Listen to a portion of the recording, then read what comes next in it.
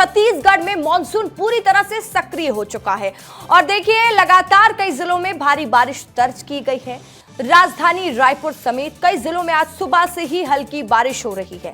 मौसम विभाग ने अगले 5 दिनों तक कई इलाकों में भारी बारिश की चेतावनी भी जारी कर दी है। उत्तरी छत्तीसगढ़ के 8 जिलों के लिए रेड अलर्ट जारी किया गया है। मध्य और दक्षिण के 19 जिलों में येलो अलर्ट जारी किया गया है। इसके साथ ही उत्तरी छत्तीसगढ़ में भारी वर्षा के साथ ही बिजली गिरने की भी आशंका जताई गई है। तो इधर रायगढ़ में देर रात से लगातार बारिश हो रही है।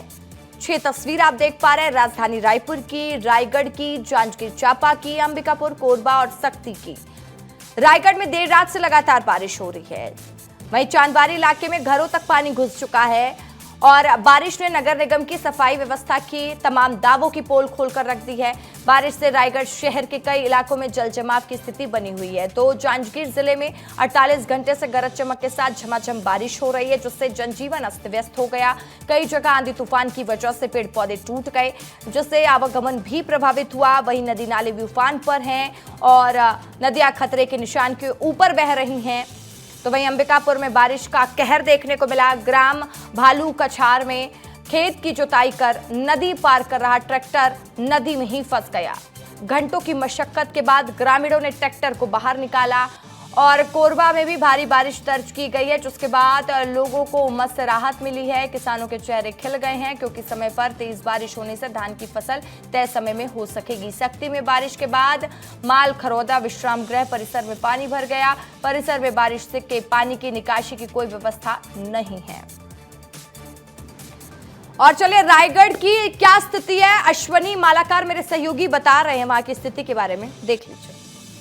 बाढ़ बारिश का मंजर रायगढ़ में किस कदर तबाही मचा रहा है उसकी तस्वीर दिखा रहा हूँ। जो घर है वो पानी से पूरा डूबा हुआ है, इसकी तस्वीर देख लीजिए। और कहाँ तक पानी भरा हुआ था इसकी तस्वीर दिखाते हैं। जब ये देख लीजिए निशान, यहाँ तक पानी है वो भरा हुआ था घर में, यहाँ तक इलाका पानी से पूरा डूब गया होगा। घर के भीतर की ही बात करें तो घर के भीतर जितने भी सामान है सारे सामान पानी से डूब गए हैं। घर बेडरूम है और ये इनका बेड, और इस बेड में भी पानी भरा हुआ है। नीचे कितना नुकसान हो गया?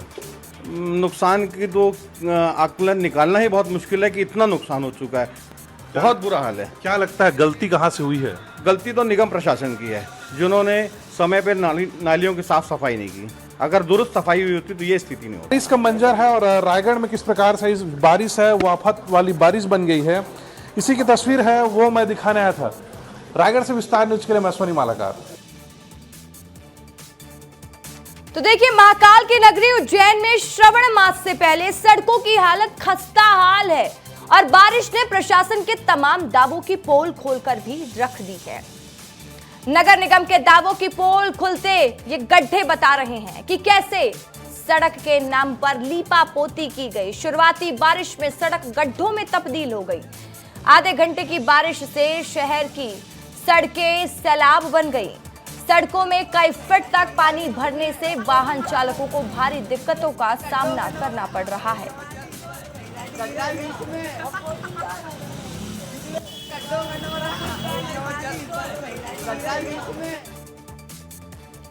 तो देखिए इधर बारिश के बीच कांकेर से एक अनोखी तस्वीर सामने आई है, जहां पर एक युवक सड़क में बने गड्ढे की पूजा करता दिखाई दे रहा है।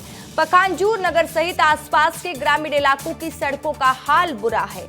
सड़क पर बने गड्ढे हादसों का कारण बन रहे हैं और बारिश के बाद सड़कों की असलियत सामने आने लगी है, जिसकी सुध लेने वाला कोई भी नहीं है। और यही कारण है कि युवक सड़क में बने गड्ढे की पूजा करते दिखाई दे रहा है और विभाग को भगवान से सद्बुद्धि देने की प्रार्थना कर रहा है।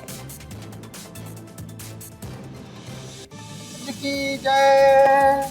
एक गड्ढा स्वामी, आप हमारे पीडब्ल्यूडी विभाग और पीएमजीएसवाई विभाग के अधिकारियों को अपना थोड़ा विकराल रूप दिखाइए या ऐसा कोई रूप धारण कीजिए जिसके बाद पीडब्ल्यूडी विभाग और पीएमजीएसवाई विभाग के अधिकारी आपको देख पाए और थोड़ा सा आपकी स्थिति को सुधारने की कोशिश करें, क्योंकि आप उन्हें नहीं दिख रहे हो प्रभु।